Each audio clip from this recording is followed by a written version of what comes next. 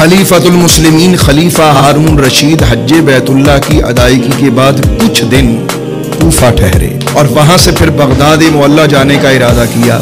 अभी जा ही रहे थे रास्ते में कि पीछे से एक आवाज आई, या खलीफतुल मुस्लिमीन या हारून। अब आप सोच सकते हैं कि शाही तमतराब के साथ बादशाह जा रहा हो और उस वक्त दाएं बाएं सिपाहियों की फौज जफर मौज भी बादशाह के साथ हो, तो फिर बादशाहों का तकब्बुर तो फिर अल्लाह अल्लाह। लेकिन ये एक रहमदिल बादशाह गुजरा है। जैसे ही बादशाह ने ये आवाज़ सुनी तो बादशाह ने कहा कि इस आवाज़ देने वाले को मेरे करीब आने दो। जब वो शख्स करीब आया तो बादशाह ने देखा कि वो तो एक फकीर दरवेश आदमी है। तो बादशाह ने उसे कहा, तुझे पता है मैं कौन हूँ? उसने कहा कि तू वही है कि अगर कोई शख्स मशरिक में जुल्म करे और तू मगरिब में हो, लेकिन तेरा अल्लाह फिर भी तुझसे उसके बारे में हिसाबो किताब लेगा। बादशाह ने यह सुनना था कि थर्रा के रह गए। बादशाह को महसूस हुआ कि ये शख्स को दाना मालूम होता है। बादशाह ने उससे पूछा कि मेरे अमाल के बारे में आप क्या कहते हैं? अब उस दरवेश ने कहा कि अल्लाह ने कुरान में फरमाया, इन्नल अबरार लफी नईम व इन्नल फुज्जार लफी जहीम, कि नेकूगारों के लिए जन्नत है और जो सियाहकार हैं उनके लिए दोज़ख है। तो कुरान की आयत में अपने आप को खुद देख लो। कुरान तो आईना है, हर एक को उसका चेहरा दिखाता है। बादशाह ने फिर पूछा कि मेरे आमाल का मेयार क्या है? दरवेश फिर कहने लगा, इन्नमा यतक़ब्बलुल्लाहु मिनल मुत्तक़ीन, ये अमाल तो अल्लाह परहेजगारों से ही कबूल फरमाता है। अगर तू परहेजगार है तो तेरे अमाल कबूल हो रहे हैं। बादशाह ने कहा कि अच्छा ये बताइए कि क़यामत के दिन नसब का कोई फायदा नहीं होगा हमें? तो दरवेश फिर बोला, उसने कहा कि इसका जवाब भी कुरान से ले लो।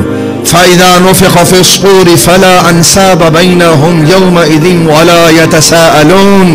उसने कहा क़यामत के दिन सब शाहो गदा एक हो जाएंगे, सब बराबर हो जाएंगे और अक्लमंद लोग नसब पर भरोसा करके बुरे अमल नहीं करते।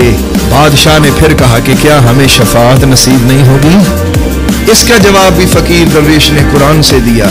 फकीर कहने लगा, यौमइज़िन ला तनफ़उ शफ़ाअतु इल्ला मन अज़िन लहुर रहमान व रज़िय लहू क़ौला, कि अल्लाह शफाअत उसी की कबूल फरमाएगा कि जिस पे अल्लाह राजी होगा या जिसे अल्लाह शफाअत की इजाजत देगा।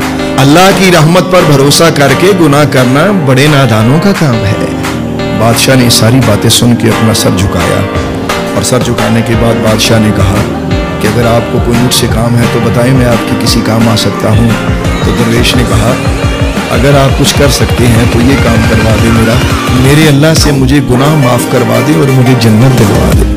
बादशाह ने कहा, ये तो मैं नहीं कर सकता। कहने लगे, फिर मुझे तुझसे क्या चाहिए? बादशाह ने कहा कि अगर आप पे कोई कर्ज है तो मैं कर्ज उतार सकता हूँ। उसने कहा, अरे बादशाह, तुझ पे लोगों के हुकूक के कितनी कर्ज है, तू तो खुद मकरूज है, तो तू मेरा कर्ज क्या अदा करेगा? बादशाह ये सुन के भी हैरान हुआ। बादशाह फिर बोला कि अगर आप चाहें तो मैं कुछ वजीफा आपके लिए मुकर्रर कर दूं। तो वो दाना कहने लगा कि ऐ बादशाह, जो तुझे नहीं बोलता तो मुझे क्या बोलेगा?